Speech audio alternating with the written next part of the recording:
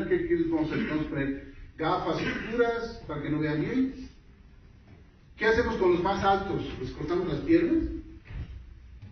O sea, eso es igualdad de oportunidades, no tiene sentido. Cada uno de nosotros es maravillosamente diferente, maravillosamente bueno en lo que sabe hacer. Esa es la esencia de la derecha, del capitalismo del libre mercado, donde respetemos a cada individuo en su individualidad y que le permitamos todos surgir y hacer lo que mejor le parezca, siempre y cuando no viole estos derechos de los demás, que son a la vida, a la libertad y a la propiedad privada. Por ejemplo, la gente habla mucho de la libertad de expresión. La libertad de expresión no es un derecho.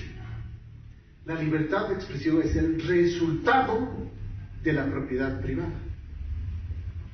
Y eso hay que tenerlo bien en claro.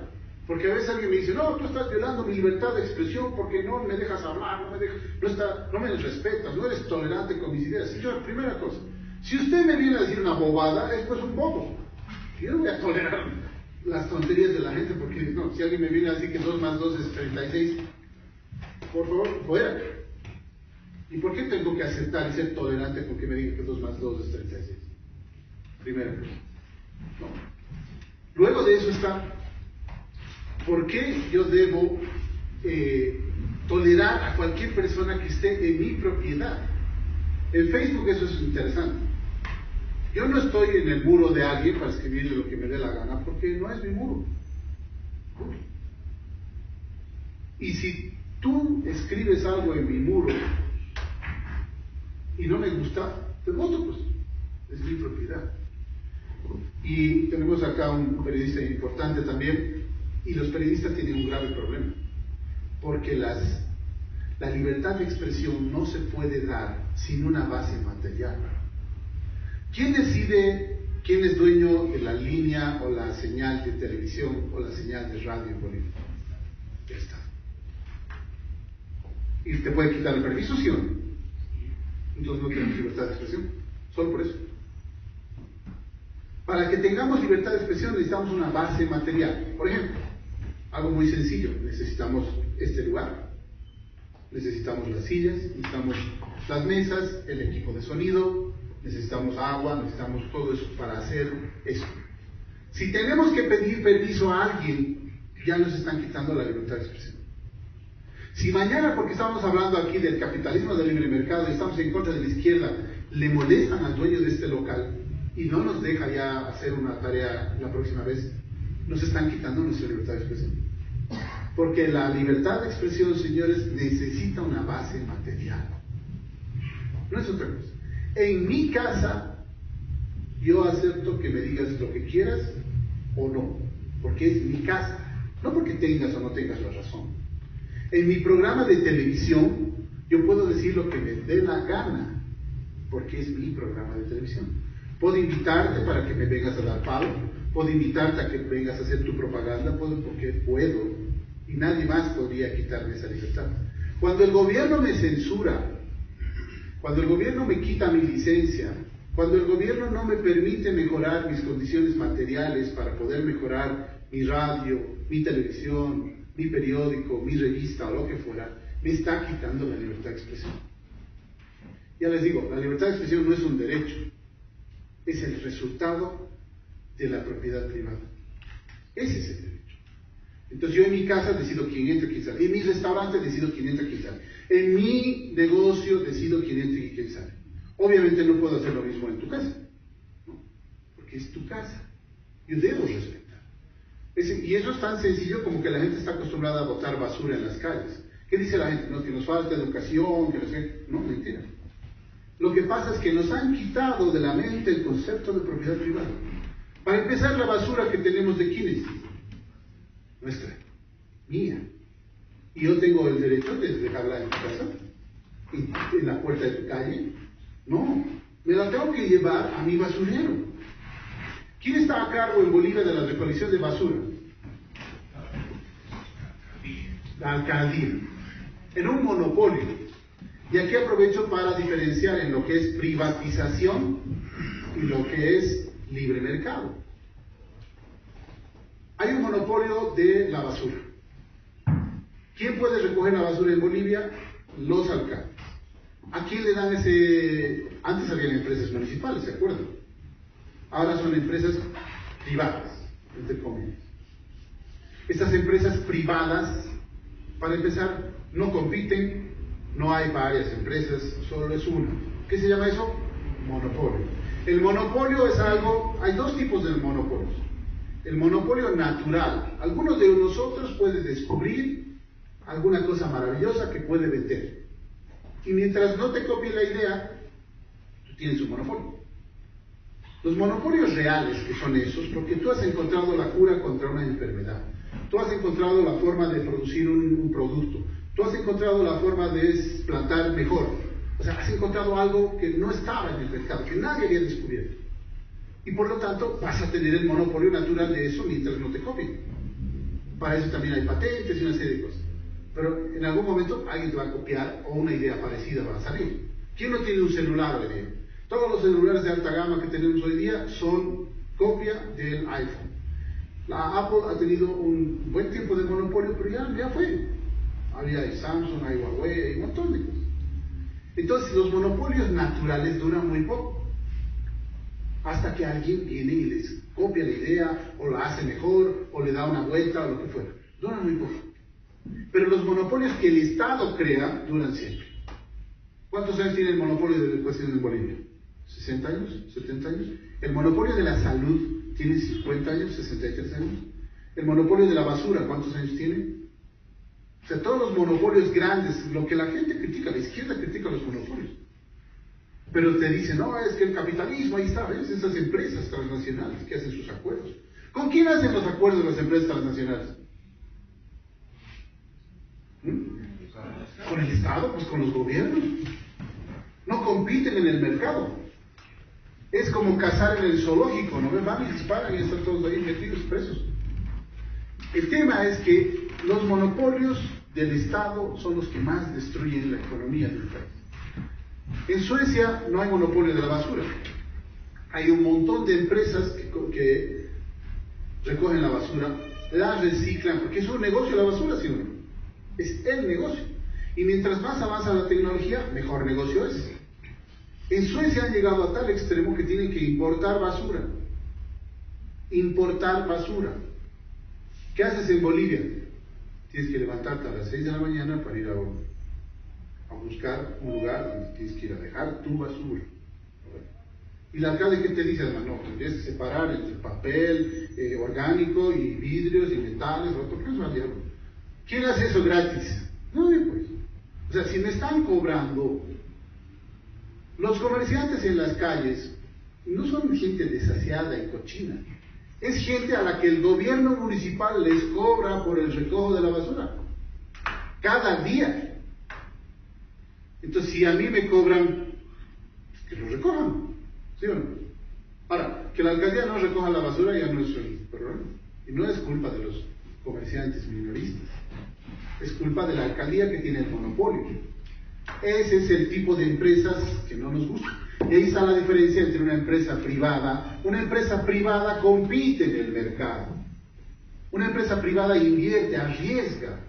Una empresa privada tiene que generar satisfacción en sus consumidores, nada más. No hay ninguna responsabilidad social empresarial, son cuentos de la izquierda. O sea, yo no quiero que la Coca-Cola me diga cómo debo de comer. Yo no quiero que la Coca-Cola me diga cómo debo de vestirme ni cómo debo andar en las calles. No quiero. No quiero que en el bus Pumacatari me enseñen lo que mi madre ya me enseñó, que es darle el asiento a las damas o a las personas mayores. Yo no quiero. ¿Por qué me tiene que enseñar el gobierno a portarme de alguna forma? ¿Por qué me tiene que decir el alcalde, que además no trabaja, no hace nada, que cómo debo portarme yo y cómo debo trabajar, qué debo producir? Si voy a vender piñas en una carretilla o debo vender tunas en una carretilla. ¿Por qué me tiene que decir? ¿Por qué tiene que darle el monopolio a su amigote para que haga su negocio de basura? Y encima, ¿qué salió? Que es un atentado, que el gobierno les dice que les está atacando al alcalde Revilla porque es opositor. No, mentira. Revilla no es opositor a qué. Si hace lo mismo. Es más, Revilla es del Partido Socialista Gramsciano, que manifiesta el marxismo cultural. Con nuestro dinero, además. Entonces hay ciertas cosas que debemos empezar a pensar diferente, ¿no? A evaluar, a decir, bueno, ¿por qué? ¿Cuál es la razón? ¿Por qué no soy libre de hacer lo que quiero hacer, lo que creo pertinente hacer, para mí y para mi familia? ¿Por qué debo esperar que el político me dé permiso? Además, un político que no sabe nada. ¿Cuántos de nosotros tenemos alguna actividad que hemos tenido que ir a pedir permiso a un burócrata que no tiene idea de lo que estamos haciendo? Hablar de lo obvio ya es un poco redundante. Por ejemplo, gente de tránsito que no sabe manejar un vehículo, ¿no? Eso es lo obvio. Pero, ¿por qué le tengo que pedir permiso para abrir una empresa de publicidad y marketing digital personalizada a un tipo en la alcaldía que no sabe ni siquiera usar una impresora? ¿Cuál es la lógica de eso? ¿Por qué el alcalde debe definir el precio del transporte público? ¿Por qué? ¿Cuál es la idea de ese tema? Uno de los problemas más graves que tenemos en el país es el transporte público, porque está altamente regulado por el gobierno. No podemos tener mejores vehículos porque la aduana nacional le pone el 60% de impuesto a los vehículos que se importan. Y además les da privilegios a sus amigotes para que solamente ellos puedan importar vehículos. Cualquiera de nosotros no puede traer un vehículo, como hacíamos hace un tiempo, ¿no? Uno podía conseguirse un simpático autito en $2,000. Ahora, ¿cuánto cuesta? El mismo, además el mismo literalmente, cuesta 6,000 o 5,000. ¿Por qué la alcaldía debe definir el precio de los pasajes? ¿Por qué no define, por ejemplo, que el precio el sueldo de los funcionarios de la alcaldía deba ser todos 3,000 bolivianos? Sería bueno, ¿no? Si define el precio del transporte público, ¿por qué no define el sueldo de los trabajadores de la alcaldía? De todos, directores, jefes. 3,000 bolivianos. ¿Por qué la alcaldía de La Paz tiene más de 10,000 funcionarios? Ronald McLean dejó esto con 1,800, ¿no? 1,800 en la época de Ronald McLean. Y ahora tenemos 10,000 funcionarios. El bus Pumacataria es un sistema muy bueno de transporte. Y ahí está la falacia que tenemos en cuanto a las obras que hacen los gobernantes. Porque siempre nos muestran lo bonito que hacen, lo bueno que hacen. ¿Quién se puede quejar del bus Pumacataria? Yo creo que muy pocos. La pregunta no es esa, sino cuánto cuesta y quién lo paga. Esos son los temas de fondo. ¿Quién no está maravillado con el sistema de teleférico que hay en la ciudad? Genial, espectacular, te alivia un montón, es fácil. La pregunta no es esa, la pregunta es cuánto cuesta y quién lo paga. Resulta que el bus Pumacataria cuesta 23 bolivianos por cada pasaje. 23 bolivianos cada pasaje. Resulta que el teleférico cuesta 83 bolivianos cada pasaje. Para que tengan una idea, el teleférico de Hong Kong, el país más libre del mundo, en términos empresariales, en términos políticos, en todos los términos posibles, tiene todo el sistema de transporte en su ciudad privado. Todo es privado. Todo. Y tiene teleférico. Y cuesta $16 32 kilómetros. Y de vuelta. $16 cuesta. Y es costo real. Entonces, ¿aquí por qué? Cuesta 83. ¿Y cuánto pagamos? 3. Y la oposición, ¿qué dice? Habla de cualquier cosa menos de lo que debería. El gobierno nacional subsidia 80 bolivianos de cada pasaje que hay en el país. Perdón, en el teleférico. ¿Quién paga eso? Todos los bolivianos. El bus Pumacataria está subvencionado con 20 bolivianos. ¿Quién paga eso? Todos los paseños. Sobre todo los que no usan. Hay gente que nunca va a venir a La Paz. Nunca va a usar el teleférico. Vive, no sé, pues, en Pango. Nunca, pero está pagando el teleférico. Hay paseños que nunca van a subir al bus, pero están pagando el bus. Entonces, hay que cuestionar temas de fondo. La vida es un tema muy importante. Se sanciona al que te quita la vida. la libertad individual, es lo que estamos hablando hace rato. Son los elementos fundamentales para que cada uno de nosotros pueda hacer lo que crea pertinente hacer. Y la propiedad privada es la base de todos nuestros derechos, de todas nuestras acciones, de todas nuestras ideas, de nuestra libertad.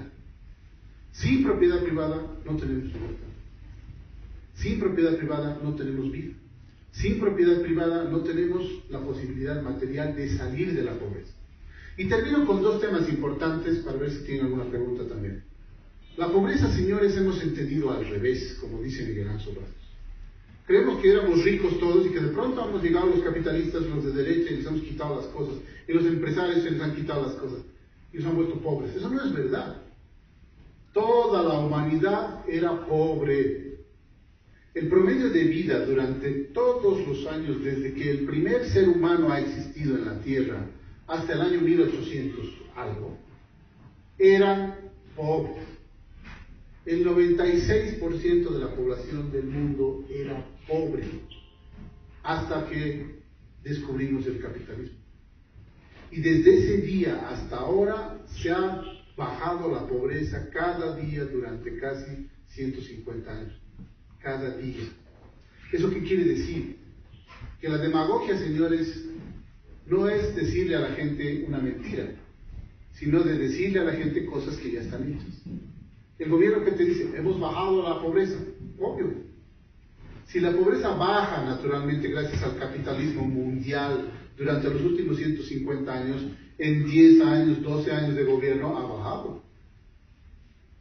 Es más, hubiera bajado más rápido si no hubiera ese gobierno.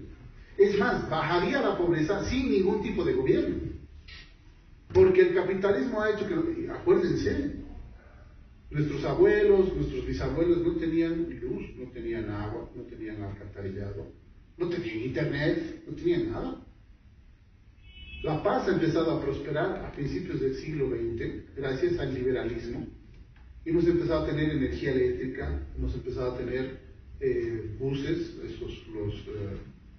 los trolebuses que habían, no, los tranvías.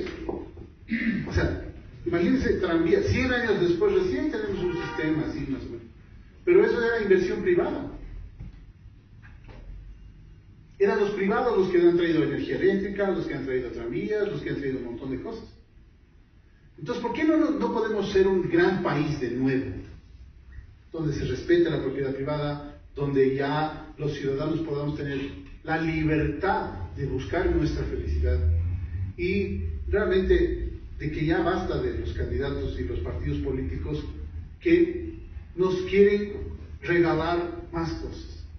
No se olviden que todo lo que el gobierno te da gratis es algo que se lo ha quitado a otro por la fuerza previamente.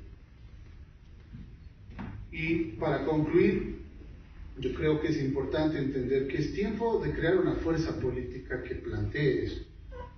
¿Qué es la derecha según nosotros, los de la derecha? La derecha, reitero, es la fuerza política que propone el capitalismo del libre mercado. Hay liberales que no son de derecha. ¿Por qué? Porque no hacen política. Nada más. Es la política la que nos mueve para que, digamos, cambiemos esto. Necesitamos presencia parlamentaria en las alcaldías, en las gobernaciones, no para ser parte del grupo de la casta política, sino para quitarles privilegios, devolverle a la gente sus libertades, devolverle a la gente sus recursos, devolverle a la gente su dinero. Imagínense los 25.000 millones de bolivianos que se gastan en educación y que nos cuesta por cada estudiante 1.400 al mes.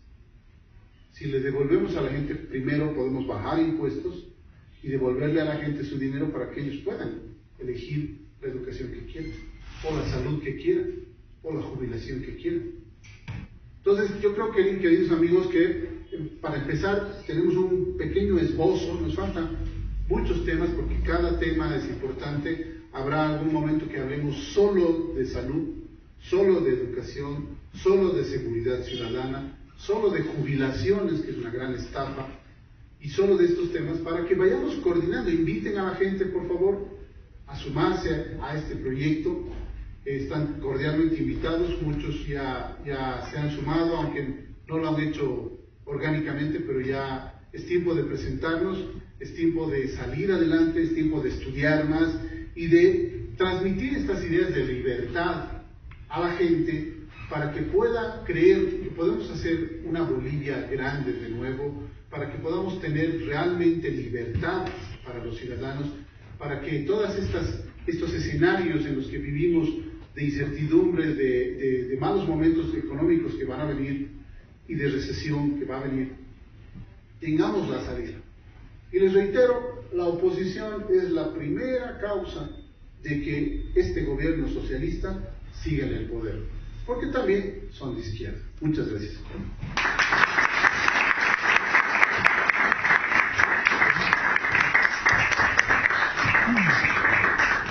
Y por favor, si alguien tiene alguna pregunta, estamos dispuestos a resolver. Sí. Sería dos, pero son dudas.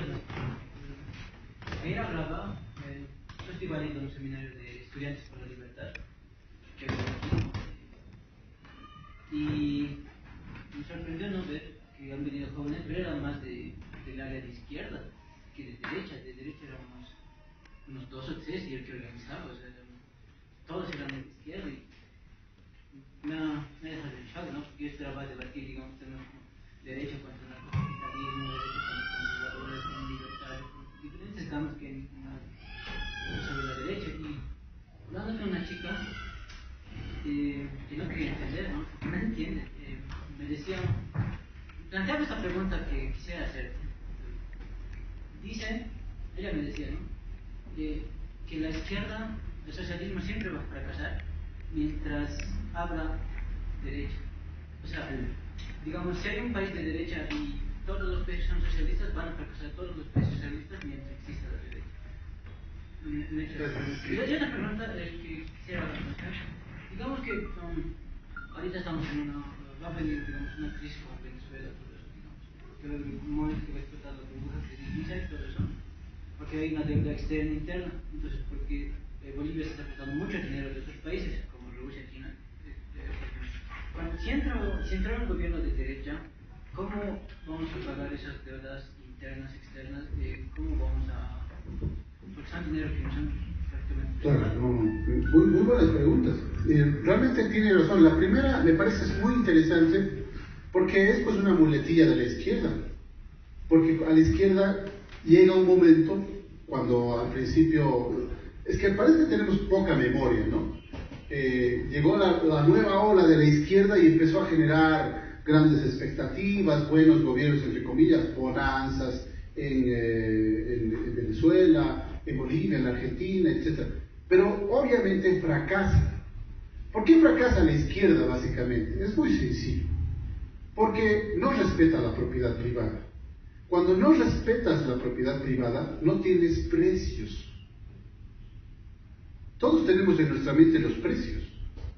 Sabemos más o menos qué es caro, qué es barato, este celular, este otro, este auto, este otro. ¿Quiénes de ustedes han venido en limusina, por ejemplo? ¿No? O sea, si no tuviéramos los precios en nuestra mente, ¿por qué no venir en limusina todos? O sea, esos son los problemas del socialismo. Entonces, cuando no tienes propiedad privada, no tienes precios, o están mal puestos, ¿no? Por ejemplo, el teleférico, está mal puesto. Cuesta 83, pero solo te cobran 3. Entonces, cuando tú tienes ese problema de carácter económico, no puedes calcular. O sea, no hay propiedad privada, no tienes precios bien puestos, o no tienes definitivamente, por lo tanto no puedes calcular realmente los resultados de tu gestión empresarial, porque sus criterios son totalmente políticos, no son empresariales. Por lo tanto, todo sistema colapsa. Eso es natural, no hay forma de evitar eso.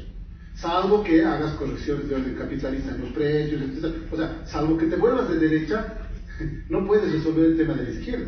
Es por naturaleza, porque la izquierda es un error epistemológico de inicio.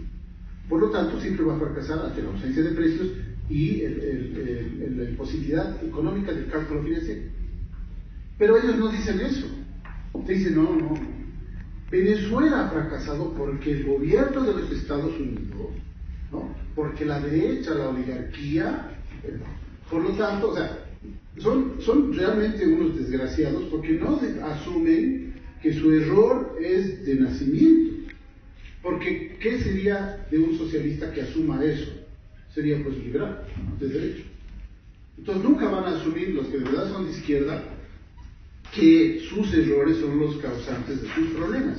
¿Y qué le dicen? No, pues es la derecha, es el capitalismo, son los Estados Unidos. O sea, mientras haya un país de derecha, todo el sistema va a colapsar. No tiene sentido, pues no hay lógica al respecto. Solamente una muletilla para salir del paso, porque no tiene la capacidad intelectual de asumir su error, porque además no lo saben. Porque cuando yo le he dicho al viceministro de Educación, que la educación en Bolivia costaba 1.400 bolivianos, el tipo estaba loco en el programa de Radio Patria Nueva. En el corte comercial estaba buscando sus papeles, trataba de llamar por internet, no sabía, no puede. Entonces ese es el tema. Ahora, el otro, ¿cuál era tu otra pregunta? De qué haríamos. Ya, bueno, a ver. Porque es una deuda general para la izquierda, ¿y qué va a hacer la derecha? Exactamente, a ver. Es muy sencillo eso también. ¿Quién puede pagar sus deudas? ¿El que tiene plata o el que no tiene plata? Tiene. Claro. O sea, para pagar deudas tienes que tener dinero. Hay deudas, obviamente, que ya podemos entrar a un escenario político. Decir, bueno, yo desconozco toda la deuda porque no me pareció. Porque en términos reales, para que hacer una deuda tiene que haber un contrato entre ambas partes. A mí el gobierno no me representa, por lo tanto toda deuda con China no la reconozco. Pero seamos más prácticos. Yo puedo decir que solamente el camino de la derecha capitalista liberal nos va a generar tanta riqueza que podemos pagar esas deudas y más. Va a ser duro, va a ser difícil, ¿no? Porque es una fiesta, pues, jauja han hecho. O sea, imagínense que ahorita empezamos a repartir comida, tragos, música, y aquí hacemos jauja y todo el mundo está feliz y todo, pero cada uno tiene una hora de irse a su casa, ¿no? Y nosotros que al final me quedo yo solo, y agarro mi saco y me voy por la puerta y el dueño del hotel me va a decir un ratito, está la factura. Yo he invitado a la fiesta, tengo que pagarla. Obviamente, lo que vamos a hacer cuando seamos gobierno es que todos estos zurdos paguen la deuda.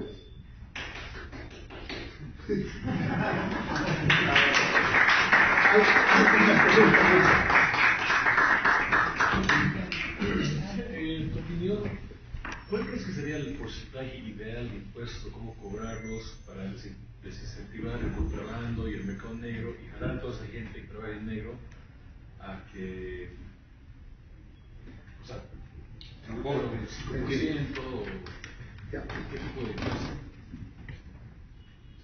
Sí. O sea, el contrabando es un delito inventado por el Estado. ¿Cuál es el delito? ¿Quién es abogado? El doctor. El abogado no me va a dejar mentir en esto. O sea, un delito necesita una víctima. Y la definición de víctima es una persona. Dígame quién es la víctima del contrabando. El Estado. Y el Estado no es una persona. Por lo tanto, en términos reales de la definición de los conceptos, no puede ser un delito. ¿Por qué inventa el delito? Porque el viejo chiste, pues el gobierno no acepta competencia en el robo, ¿no?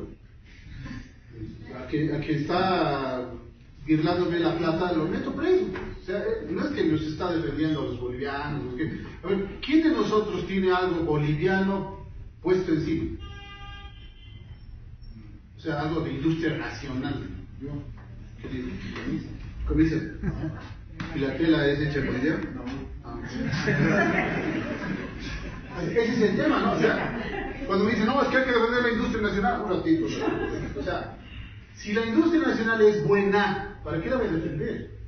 Si la industria nacional es mala, ¿para qué voy a defender? ¿Qué quiere la gente pobre? Porque eso es realmente lo que interesa. La gente pobre quiere bueno, bonito y barato. Si es de China, Tailandia, Chile, Perú, Bolivia, no importa. Ahora, si el vecino hace las empanadas más ricas y más baratas que yo, ¿para qué me voy a meter a hacer empanadas? Me pondré a hacer con esa plata que ahorro, con ese dinero que tengo, con ese esfuerzo que ya no estoy haciendo eso, le compro las empanadas a mi vecino y yo hago, no sé, pues salteñas, o papas fritas, o zapatos, o lo que fuera. O sea, cada uno, cuando hay libertad, esa es la gran cosa. Cuando hay libertad, tú puedes encontrar lo que eres bueno en hacer.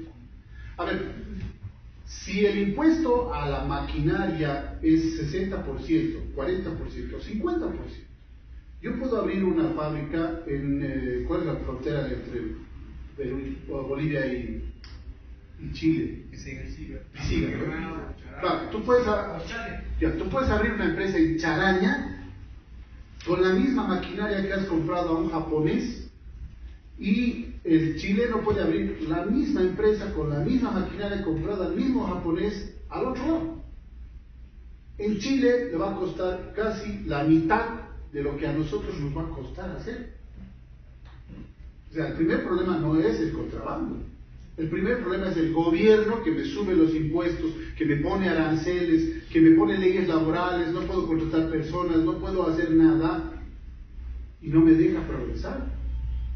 Ahora, ¿para qué? Además hay otro tema, los impuestos, bien claro, hay que decirlo. O sea, los impuestos, señores, son un robo. A ver, ¿quién a ver, no paguen impuestos? Además es un robo con amenaza, ¿no? Y constante. Finalmente el que te roba, a mí me han asaltado una vez y no lo he vuelto a ver nunca más en mi vida, y no sé quién será, y no sé qué pasó, y no me asaltaron más, gracias a Dios. El gobierno viene todos los meses a asaltarte. Entonces, ¿qué hay que hacer? Yo entiendo que el Estado puede funcionar, pero es más fácil funcionar algo pequeño. Lo ideal sería un impuesto único, ¿ya? Seamos bien realistas, ¿no? Tal vez hay algún anarcocapitalista aquí, pues cuando con nosotros entremos al poder, ya nos pelearán para hacer cero impuestos. Mientras tanto, saldremos de la izquierda. El tema es que los impuestos tienen que ser lo más bajo posible, ¿no? Pero si el gobierno nacional tiene toda la ciudad llena de burócratas, los impuestos no alcanzan. Pero si agarramos el Estado y los reducimos a 7 ministerios, los metemos a todos en el Palacio Quemado, sin alusión después, y ahí los dejamos. ¿Cuánto impuesto necesitamos? Muy poco. Es más, hay una ley que dice claramente de que mientras más bajo el impuesto, mayor la recaudación, ¿no? Pero también tengo que bajar mi gasto, ¿ve? Entonces, ¿quiénes son los que no nos quieren en la campaña política? Realmente los que nunca votarían por nosotros. Todos los funcionarios públicos que dependen del Estado en pegas que no deberían existir. ¿Quiénes son nuestros aliados? Contrabandistas, vendedores, empresarios. ¿Qué es un empresario? El que trabaja duro. ¿Qué es el capitalismo? El capitalismo es trabajo duro, ahorro e inversión de capital. ¿No? Ese es el capitalismo. Entonces, obviamente, necesitamos, para darle justicia y seguridad a la gente, necesitamos un impuesto, que además debería ser consensual. Deberíamos preguntarle a la gente: ¿usted quiere impuesto para tener policía, para tener fiscales, para tener jueces? Sí, ok. No le voy a cobrar 50% de sus ganancias, le voy a cobrar 4%. ¿Quién no pagaría 4% de impuesto? 5, 7. Muerto de risa. Hoy día pagamos 50%. La Cervecería Boliviana Nacional paga casi 70% de sus ganancias en impuestos. ¿A cambio de qué? Monopolio. Es otro tema. Hay mucho que hablar. ¿Alguna pregunta más? Sí. Hace rato explicaba respecto a la libertad que podría tener una persona, ¿no? Al implementar cualquier negocio, nadie tendría que decirle nada en los procesos que hace, los precios que pone. Pero mi pregunta va porque yo estoy en una etapa donde estoy formulando quizá mi crecimiento crítico, ¿no? ¿Qué pasa cuando esas personas que, digamos, tienen una empresa no ofrecen a la sociedad un producto de calidad? ¿Quién controla eso? ¿No? O sea, no se voy a eso, ¿no? Si a mí nadie me puede decir nada, si yo tengo propiedad privada, ¿cómo la otra persona puede, digamos, verse la calidad de eso? Entiendo. Y la otra pregunta va, digamos, en el tema de, por ejemplo, el tema ambiental, ¿no? Que es algo súper crítico esto, ¿no? Porque tenemos, mientras más nos industrializamos, más hacemos cosas para progresar, por decir. Qué buenas las preguntas realmente, ¿no? A ver, el medio ambiente, ¿no? O sea, el valor del medio ambiente. Yo creo que para el medio ambiente tendríamos que hacer otra charla ya específica y tratar de contactarnos con la Red Rana de Guatemala, ¿no? Ya. Pero te voy a responder. Primero, yo como empresario, en términos reales, no puedo hacer lo que me da la gana. Lo que yo tengo que hacer es satisfacer las necesidades del mercado. Y hay libre competencia. Los de derecha liberal no defendemos empresarios, defendemos el libre mercado. Y el libre mercado, ciertamente, es mucho más duro que cualquier regulación del Estado. Porque además ahí no hay tu tiempo. Es la gente que te decide y algo que compre. O sea, si tú no satisfaces adecuadamente las necesidades del mercado con tu producto o tu servicio, el mercado te va a agotar. Ya no eres bueno. No te voy a comprar, te voy a decir, oye, ya es malísimo el chamo, no, ni le llames. Y así funciona. Y es más duro. Ahora, ese es un tema. Otro tema es que yo actúe con dolo, ¿eh? Con mala fe, con actividad que te quiera estafar. Una cosa es que yo te dé un servicio que no te guste y otra cosa es que te estafe. Son dos cosas diferentes. Cuando no te gusta, ¿qué hace la gente? Se va. Primer voto es con los pies. Primero no te compro, y es más, te hago mala fama. Por lo tanto, que tienes que cuidar tu prestigio a toda costa. Cosa que no pasa hoy día. Te da lo mismo, la alcaldía ya te ha dado permiso para qué. No es satisfacer necesidades de nadie. Si actúo con dolo, vamos a la justicia. Por eso tiene que haber una justicia independiente. Porque donde tú y yo, en un contrato entre las partes, hayamos acordado algo y tú no hayas cumplido o yo no haya cumplido mi parte, vamos a la justicia, ¿no? Y si me toca ir preso, pues no, así es lo. O sea, hay una cosa que dicen los gringos: nunca cometas un delito que no estés dispuesto a pagar. Porque en el capitalismo del libre mercado, si cometes un delito, vas preso. Vas preso. Ahora, el otro tema es la ecología. Es un tema muy interesante, por cierto. Gracias a mi esposa yo he entrado en ese escenario, ya en la práctica de la defensa de las mascotas y ese tipo de cosas. Y somos parte de la Red Rana también, con la actividad que hacemos. La Red Rana es una institución internacional que se preocupa por velar del medio ambiente. Una cosa muy sencilla. En La Paz, generalmente, por ejemplo, en el norte, me tocó de diputado ir a investigar esos temas. Hay mucha deforestación, muchísima deforestación. Pero no es por culpa del empresario, sino es por culpa de las leyes que regulan demasiado. Porque en esos lugares el gobierno no te da propiedad de tu área de forestal. Te da un permiso. ¿Ya? Te da un permiso. Entonces, si a mí me dan permiso para volarme todos estos banquitos, yo los vuelvo toditos. Y como ya tengo plata, le digo, che, les haces lo más 500, ya, listo. Termino aquí, termino con todo, ¿no? 20 años después viene alguien a ver, no hay nada, es una pampa que se está deshaciendo. ¿Sí o no? ¿Qué pasa cuando es tuyo? Ahí cambia la figura. Señor, usted es dueño por siempre y para siempre de este pedazo de tierra. Si es dueño de eso, vale la pena invertir a largo plazo. Vale la pena tumbarte todos los árboles y empezar a sembrar de nuevo. Y cuidar que el agua quede ahí, que no le pasa al vecino, no le puedo afectar porque también es un derecho, me va a meter juicio. Pero además, por mi propio interés, debo hacer que funcione bien. Porque si a cambio de lo que yo le voy a dar, me va a dar el agua para el riego, y etcétera, etcétera, así vivimos, ¿no? Entonces, si eso funciona así, vas a ver. En el África hay un ejemplo brutal. Zimbabue y Botswana. En un lugar donde hay leyes draconianas contra la caza de elefantes.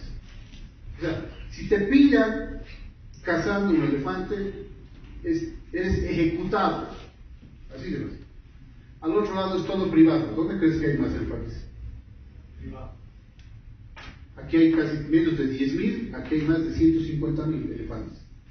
Donde es dueña la tribu, es dueña de ese sector, donde los elefantes los han ayudado a multiplicarse, porque cobran pues por ir al safari.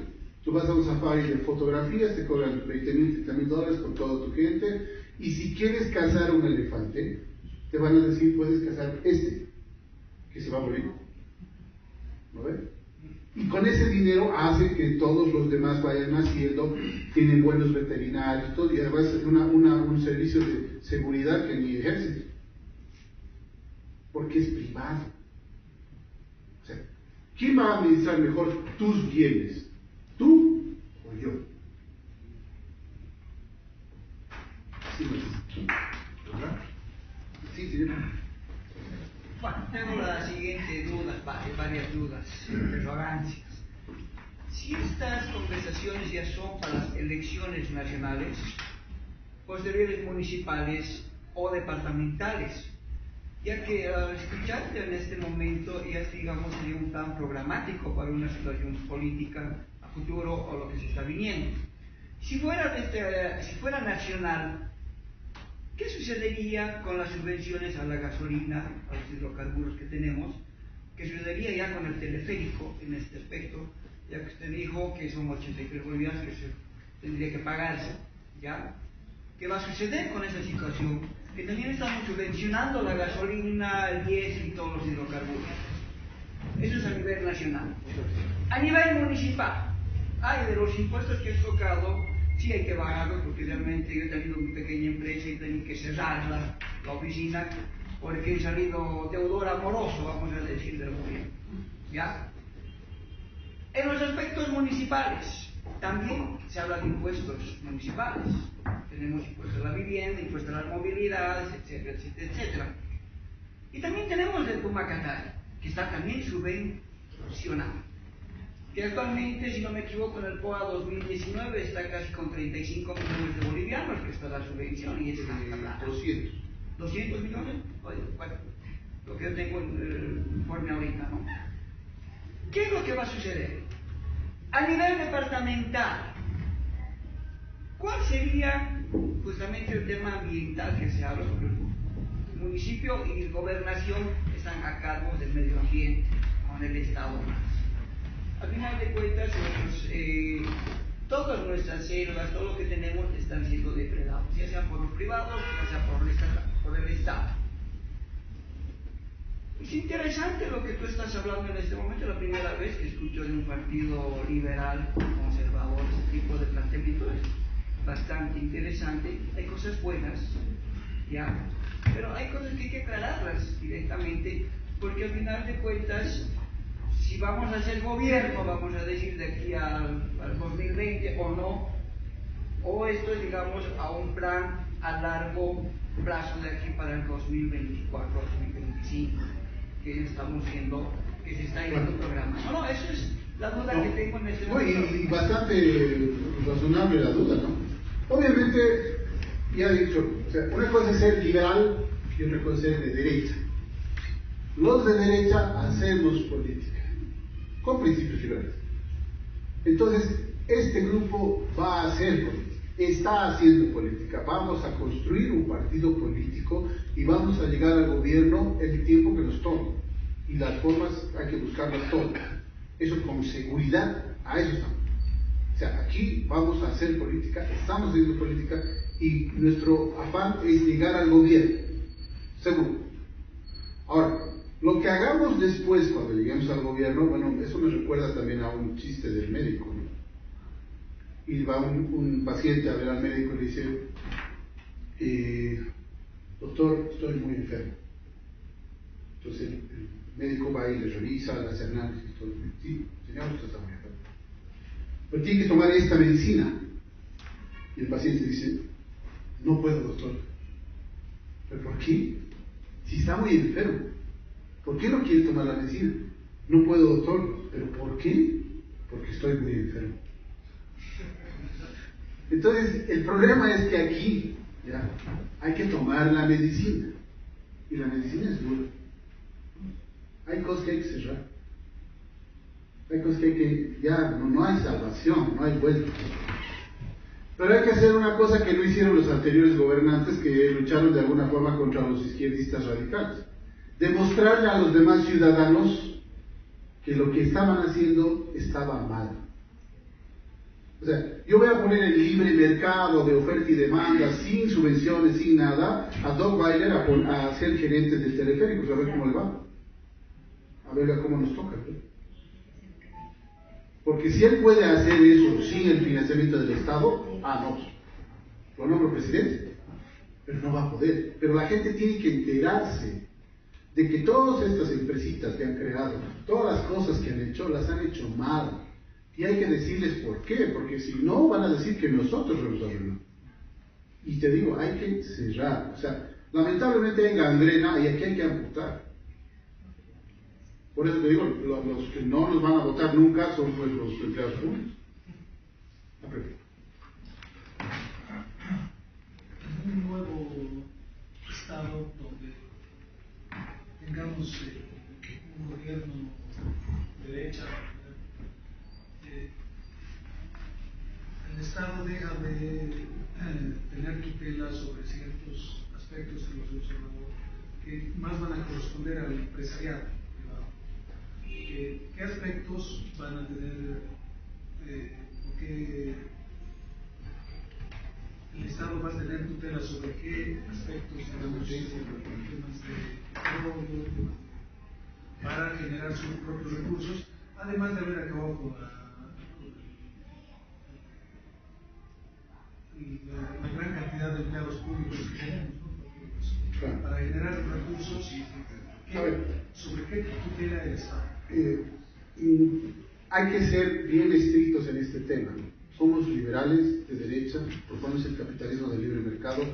El liberalismo se basa fundamentalmente en la minarquía, o sea, un gobierno pequeño que solamente se dedica a la seguridad de la justicia y algunas obras que los privados no pueden hacer.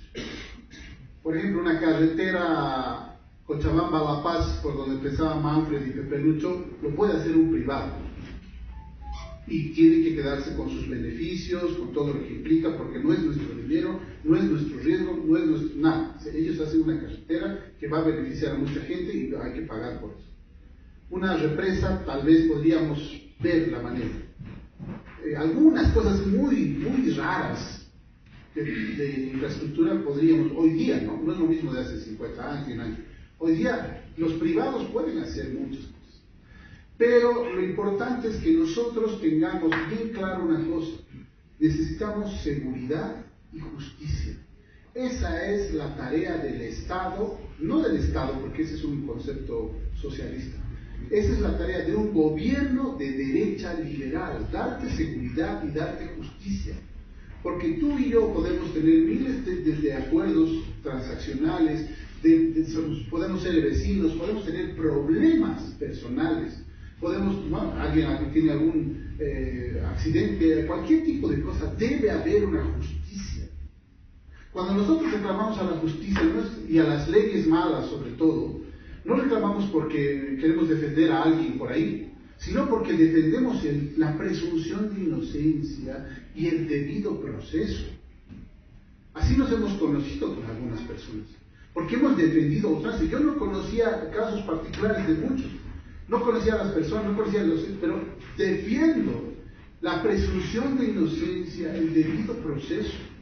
Quisiera que haya un policía cerca cuando yo tenga un accidente, una desgracia, que haya alguna cosa, que haya un sistema de ayuda, de salud, de emergencias. Eso debe dar el Estado, en un sistema razonable, eficiente y competitivo. Seguridad y justicia, una policía diferente a lo que conocemos, unos jueces diferentes a los que conocemos. Eso es lo que tenemos que garantizar.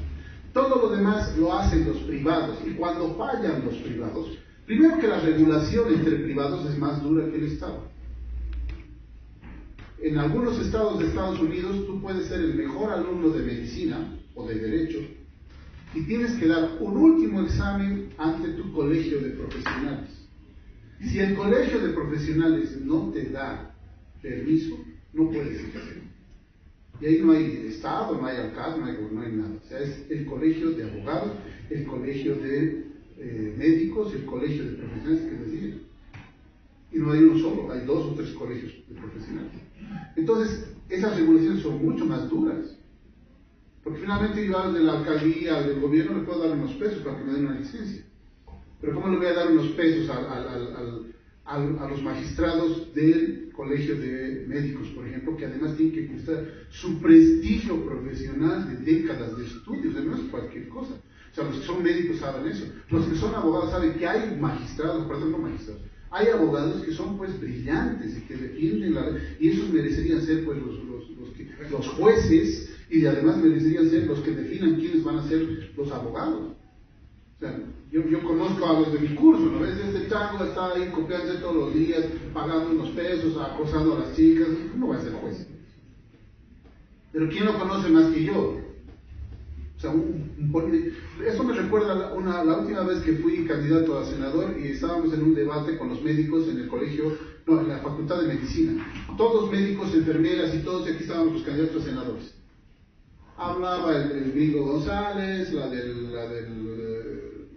MSM, todos han hablado, ¿no? De Unidad Nacional. Me tocó hablar al final y yo les dije, ¿saben cuál es el problema de la salud en Bolivia? Este es el problema de la salud. Porque aquí estamos todos que no somos médicos y ustedes están pendientes de lo que nosotros vamos a decidir. No, pues. O sea, hay que devolverle a la gente sus cosas. Y si hay un conflicto, garantizar la justicia independiente, rápida y eficiente y seguridad para todos los otros temas. Pero ¿para qué? ¿Para qué quieres un gobierno? ¿Para qué? Si no te va a dar bien. Te da unas escuelas pésimas, además que nuestros hijos no van a ir, que tenemos que pagar la educación de otros. Nos da unos sistemas de salud pésimos, nos da unas jubilaciones que son un robo, no nos da seguridad, no nos da justicia, no nos da nada. Entonces hay que ser radicales, ¿no? Ahí. El gobierno, seguridad y justicia. Todo lo demás, los privados. Y si hay un conflicto, pues a la justicia. ¿Alguna pregunta más? Sí.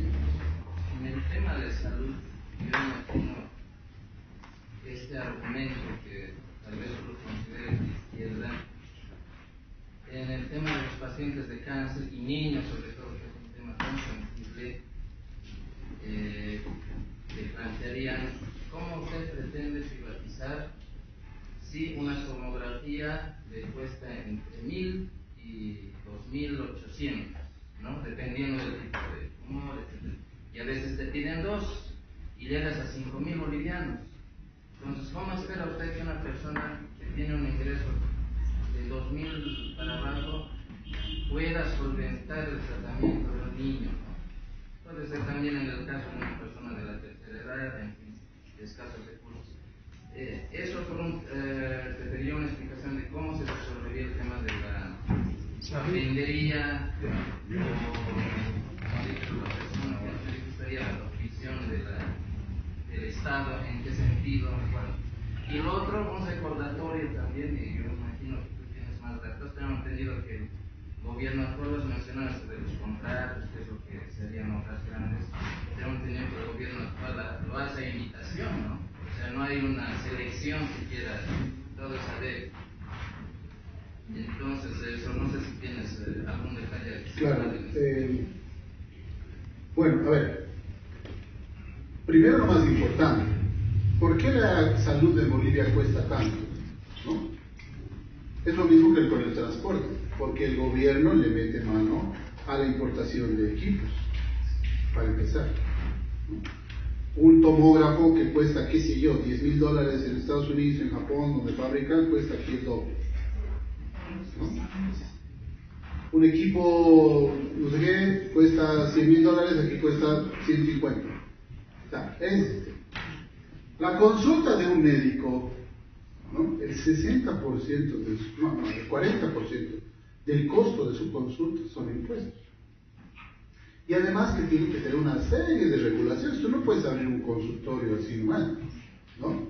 Tienes una serie de regulaciones que te impiden en realidad abrir. Porque las regulaciones son bien interesantes y viene acaso al segundo tema también, el tema de las licitaciones y todo. O sea, aclaremos que la salud en Bolivia es sumamente cara porque hay un monopolio del Estado que le hace competencia desleal a la salud privada, por un lado. Por otro lado, la injerencia del Estado en los precios y los costos del servicio de salud es tan grande que lo hace carísimo. ¿Quiere el gobierno preocuparse por eso? Pues que no les cobre impuestos ni a las importaciones de medicinas, ni de equipo, ni a los médicos que dan.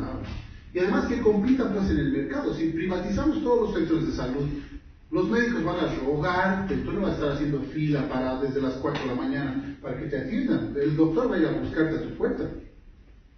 Y los precios van a bajar. Porque vas a poder hacer empresas de seguros que te cobren. Hoy día una empresa de seguros promedio te cobra unos 800, 900 bolivianos mensuales, ¿no? Que te da un seguro relativamente bueno. Hay más caros, hay más baratos.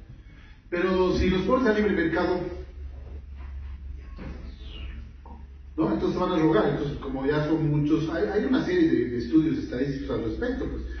No nos enfermamos todos, no estamos fregados todos, o sea, por un lado. Otro tema muy importante que viene al caso también es la calidad. Cuando el Estado se hace cargo de tareas que no le competen, lo primero que destruye es la iniciativa empresarial a hacer calidad. ¿Se acuerdan del buen samaritano? El buen samaritano me parece genial. No solamente que es un samaritano, enemigo de las tribus de Israel, o sea, no, era como que un bolivarista lo vea a un extremista tirar al piso, peor que eso todavía, pero va y lo recoge, ¿no? Le cura sus heridas y lo deja hospedado. Pero lo más importante del buen samaritano de esa parábola es que paga. El buen samaritano paga con 2 monedas de plata y le dice además, si hay más gastos lo pones a mi cuenta, a mi bolsa y voy a pagar. Entonces esa caridad, si el Estado me quita la mitad de mis ganancias, ¿cómo voy a hacer caridad? Y la caridad realmente es algo que funciona mejor, porque hay que ver ciertas cosas, queridos amigos. El que hace caridad de verdad no lo pregona. Y ayer me he enterado con el alma partida, porque yo he estado inmiscuido en ese tema, que justamente he ayudado un poquito, o sea, honestamente me da vergüenza hablar de esto, pero para que entiendan, he ayudado un poquito para que se viabilice, cuando yo era diputado, la construcción de un pabellón de 2 o 3 pisos que han hecho unos buenos samaritanos del gran poder, que han pagado de su propio bolsillo la construcción de un predio en el Hospital de Clínicas para las personas con cáncer. ¿Ya? Cuando yo era diputado, han construido eso, terminó mi gestión y al año creo que han empezado a funcionar supuestamente. Ayer han denunciado en la televisión de que esos predios están siendo utilizados para cafetería de los médicos. O sea, es para llorar. ¿Quién decide eso? ¿El gobierno? ¿Es culpa de los médicos? No, es el gobierno que no les da camas para que estén ahí o no les permite. Imagínense si hay una odisea de 2 años pedir el permiso para construir eso.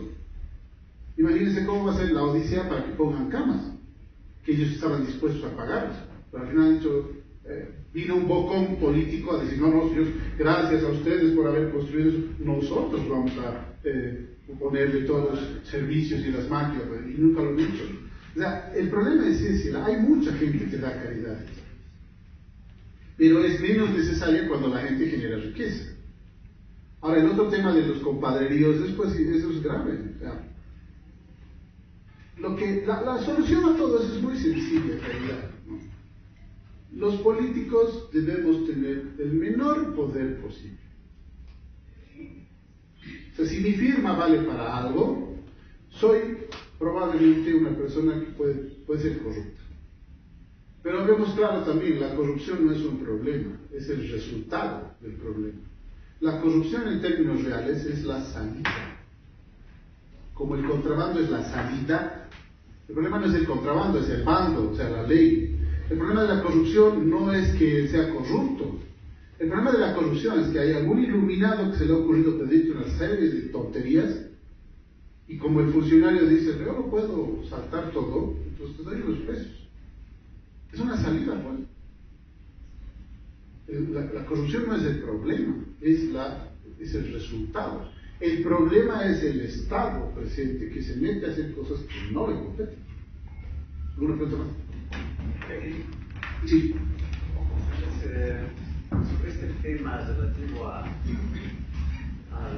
los fondos de pensiones, por ejemplo, ¿qué es lo que plantea el Partido Liberal, por ejemplo, en este tema el planteamiento que ha hecho el gobierno del traspaso de los fondos de pensiones a una gestora pública, tomando en cuenta que hay malos antecedentes, que el Estado no es buen administrador. Pero recuerden, ¿cuánto se puede garantizar la seguridad social a largo plazo? Creo que el gobierno podría generar mayores beneficios y la garantía para los... Qué buena pregunta. Muy buena pregunta, muy buena. Yo les decía que ese tema amerita otra charla completa para los tecnicismos, pero lo resolvemos sencillo. Hay que entender muy claramente, yo siempre soy de las personas que va al fondo del problema, ¿no? Al fondo real del problema. El fondo de la corrupción no es el problema, es el Estado. El tema no es la salud, los malos médicos, sino es el monopolio del Estado. En ese tema específico, el problema es que ya Bismarck, en el siglo XIX, se inventó el tema de las jubilaciones. O sea, es un invento de los políticos. Es un impuesto solapado. Es un robo descarado. Es una pirámide Ponzi. ¿Saben qué es esa pirámide? Como esas empresitas que yo te traigo 10, tú me traes 20, el otro trae 50 y entonces es una pirámide. Eso es lo que hace, solo que es legal. O sea, si yo hiciera eso, voy preso. Pero si lo hace el Estado, es legal. Y por lo tanto, no es un delito, ¿no? Entonces, ¿cuál es la raíz del problema? El problema no es mejorar el sistema de pensiones, sino desnudarlo claramente, de que es un robo a mano armada. Tu dinero, o sea, mi papá que es jubilado, el dinero que él ha aportado durante 60, 40 años de trabajo, ya no hay. No existe. Nunca estuvo. Se lo gastó, no sé, Peñaranda, Banzer, Pereda, Víctor Paz, Hernán Siles, Quiroga, todos se lo han gastado. Porque es un impuesto. A ver, les recojo plata de todos ustedes. ¿Quién se va a jubilar? Ah, él. Entonces les doy a él. Ah, qué capo soy. Tiene una buena jubilación. El dinero de todos ustedes. Hay que decirle a la gente que ya no hay más de eso. Y además, y el tema también ahí va, el tema de control de calidad y de los derechos de los usuarios y ese tipo de cosas. Señores, los de derecha creemos que los individuos son personas inteligentes, personas responsables de su propia vida. Yo no soy quien para quitarte dinero y decir, no, como eres un tarado, entonces en 20 años no vas a hacer mierda tu dinero, yo te voy a dar porque soy muy capo y soy papá Estado. Eso va a resolver el problema. Y hay una salvedad que voy a explicar, ¿qué hacemos con los que están ahora? ¿No? Ese es un tema. Pero que viene al caso porque esto sería una propuesta importante para el escenario político. Primero hay que desnudar que esto es una estafa, que a partir de que nosotros seamos gobiernos no va a haber más jubilaciones. Si tú quieres jubilarte, pues tú un problema. Ahorrarás, ¿no? Pero ¿qué hago? Tu dinero no me lo guardo, te lo devuelvo. Entonces lo primero que hay que hacer es devolverle a la gente su dinero. Tienes 100,000 bolívares, aquí está. Tienes 10,000 bolívares, aquí está. Y sobre todo por los mayores. Porque hoy día el problema no somos nosotros, son las personas mayores, que no tienen otro ingreso que su jubilación. A ellos sí habría que mejorarles su jubilación en función a ese tipo de cálculo. Es un poco más complejo de explicarlo, pero si algo sirven las empresas, que alguien hablaba de los hidrocarburos, en algún momento habrá que liberalizar y poner en el libre mercado todos los hidrocarburos que se descubran a partir de hoy. Todo lo anterior tendría, yo creo, y eso ya es para temas de debate interno del partido, que todos nosotros vamos a conformar poco a poco, ¿cómo vamos a hacer para salvar esa deuda que sí tenemos con las personas mayores? Porque no le podemos decir, ¿sabe qué, señor? Usted no me está pagando, así que jódase. No. Eso sería sumamente práctico, pero es sumamente inmoral. Entonces hay que decir, señor, si algo vamos a recaudar de ese dinero de los hidrocarburos es para devolverle a usted sus aportes que todos estos gobiernos le han estafado. Porque no hay otro. O sea, no podemos, en esos casos sí que no podemos ser así tan radicales. Y bueno, ya se murió todo, búsquenlo al conejo y al mono para que les devuelva su plata. No, sino que nosotros como gobierno tenemos que ser responsables con las personas mayores, y si hay estos recursos de los hidrocarburos que si todavía quedan, que solo se destinen para ellos y nada más. Yo creo que eso sería, obviamente, eso es un debate interno porque todavía está en borrador, pero ya con eso podríamos ir avanzando. Pero hay que desnudarlo claramente, es una estafa. Y sería más demagógico, y diría otra palabra peor, pero trato de mantener la calma, no como en Twitter, pero hay que decir que realmente hay gente muy desgraciada que le hace creer hoy día a la gente que le puede dar un mejor servicio de jubilación. Y no es el gobierno, son los opositores, que le hablan tonterías a la que le mienten descarado. Eso sí que hay que ser muy desgraciado para decirle a una persona mayor que con mi gobierno vas a tener una mejor jubilación. Realmente eso no tiene nombre. Hay que decirle claramente a la gente que nos han estafado, pero que sí le vamos a devolver. Y trataremos de que sea más de lo que recibe hoy día. Pero como son muy pocos y el Estado ya no va a estar engordando, entonces sí se le puede distribuir mejor a ellos. No porque sea una redistribución socialista, sino porque es lo que se lo merece. Solo ellos, porque han aportado. ¿Alguna pregunta?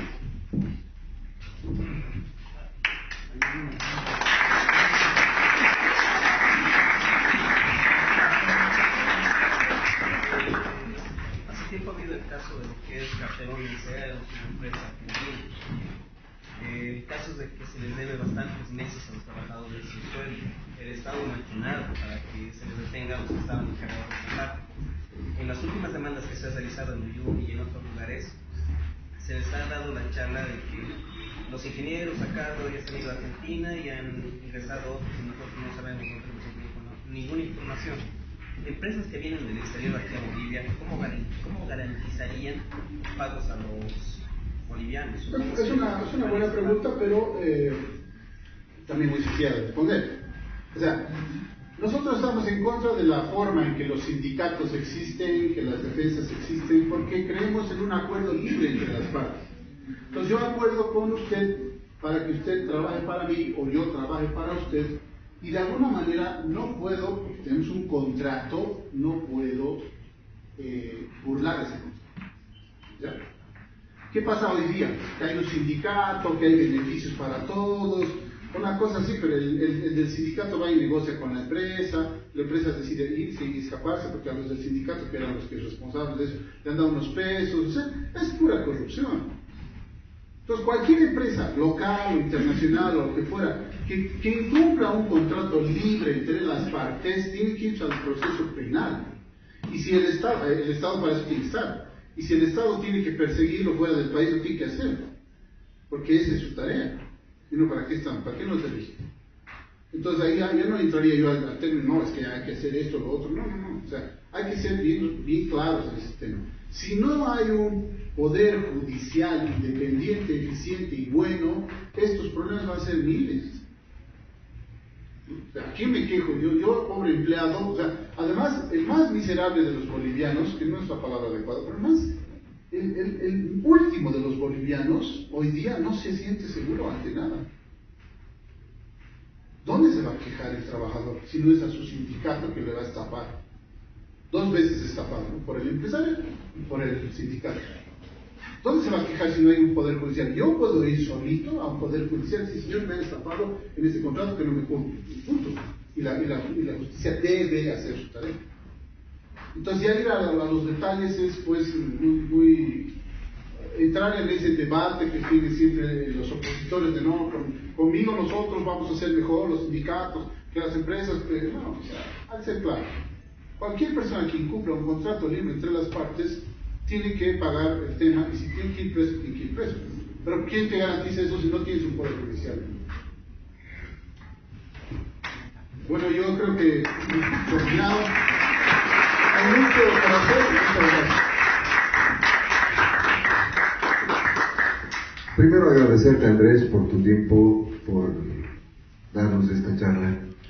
Hay muchos temas que han quedado en el tintero. Realmente la propuesta liberal, la ideología liberal, la propuesta política liberal tiene demasiadas aristas y abarca todos los temas que hacen al quehacer de cada uno de nosotros.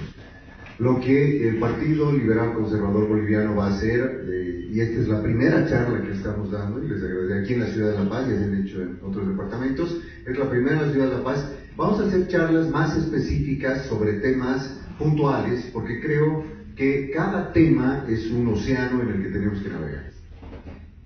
Tema salud, tema educación, qué proponemos para las pensiones, mantenemos bonos, diferencia entre privatizar y dar libertad de mercado, porque ahí entra el compadrerío y el mercantilismo, la diferencia básica entre lo que es socialismo y lo que es capitalismo, cuántas aristas hay, quiénes son, qué es lo que propugna cada escuela. Estudiar cada uno de estos temas y enterarnos de cada uno de estos temas es parte también de la construcción del programa de gobierno, del plan de gobierno y el plan de acción política que el Partido Liberal Conservador Boliviano está realizando a partir de la fecha. Les agradecemos muchísimo su presencia. Pido un aplauso para nuestro expositor.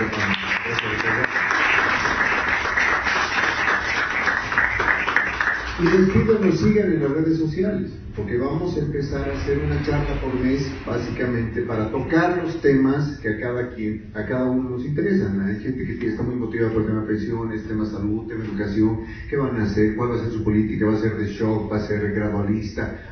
Es un abanico, un mundo. Entonces vamos a ir señalando temas puntuales que nos permitan satisfacer todas esas dudas y sobre todo que ustedes entiendan cuál es la propuesta liberal para cada uno de estos temas que atienden a la sociedad. Esta noche les agradecemos muchísimo por su presencia, por la paciencia y sobre todo por la participación que ustedes han tenido. Muchísimas gracias.